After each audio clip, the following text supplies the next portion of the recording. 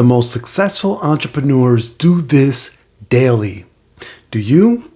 Hey there, my name is Isai Rodriguez, and I'm here to light a fire under you. And this is Home Business Hustle, where we build your leadership skills in your home business profits, one actionable tip at a time. So hit that subscribe button, tap the bell for updates, and let's dive right in.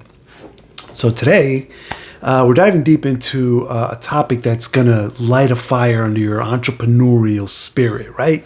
We're going to get all up in there, right? We're talking about courage. We're talking about that gut-churning, heart-pounding feeling that you get when you're about to take a deep leap in your business, like that first initial jump. Right? Now, I've been in the trenches with you guys for years now, and let me tell you, I've seen it all, right? And there's one thing that essentially separates the rock stars from all the rest, right? It's that willingness that comes from deep within them, deep within someone to take risks, right? It's not about being fearless. It's about being fearless or devoid of fear. Are you with me? Like, think about it. Every great leader that you admire, every success story that you've ever heard, they all have one thing in common. They had the guts. That person had the guts to go for what it is that they were after when others were essentially playing it safe, right? It's like that old saying that goes, the biggest risk is not taking any risk at all.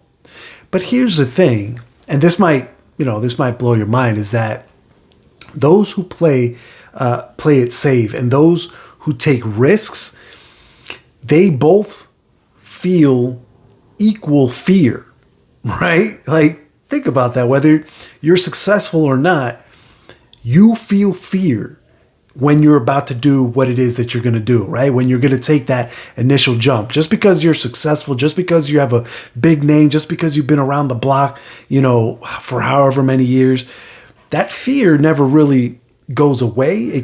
You're able to manage it better and deal with it, but the fear never goes away 100%, right? The only difference is what they're afraid of, right? The risk takers, right? They're afraid of missing out on something big. The play it safers, they're sweating the small stuff, right? They're afraid of what people might think of them, what their friends and family might say, right? So if you're going to be scared anyway, then why not make it count, right? Why not be scared of something that could potentially change your life instead of worrying about what your neighbor thinks or of your new car wrap, right? And what if you're not naturally brave, right? Because I know a lot of people, and I've worked with, and me myself at one point, like, I wasn't brave to take those initial first steps. What if you're like me? What if you're like them? What if you're not a natural born risk taker? Well, guess what? Again, neither was I. Neither is anyone for that matter. You see, courage is like a muscle, right? The more you use it, the stronger it gets. Every time you face your fears head on, every time you do that thing that you think you can't do, right? You're building up your courage muscle. You're telling yourself, hey, I survived that. I can handle the next challenge that comes my way, right? Like, that's essentially what you're telling yourself, what your brain is telling you when you follow through with those actions, right? When you conquer your fear, when you face your fear with courage, right? And the more you face your fear, the more you build that courage muscle, right? Does that make sense? Like, you do, it's just like when you're working out any other muscle. Like, you go to the gym, and are you going to build muscle by that you walk around the gym and you pick up a couple of dumbbells and you do like 3 reps and then you put it down? Like, is that going to build muscle? You might feel, depending on the weight of the weight, you're probably going to feel it in your muscle, but it's not necessarily in the long run going to build much muscle, right? It's that repetitive action, that continuous motion, that continuous workout, right? That's what builds muscle. Same with your mindset. Same with this whole courage muscle. The more you face your fears, what it is that scare you, whatever that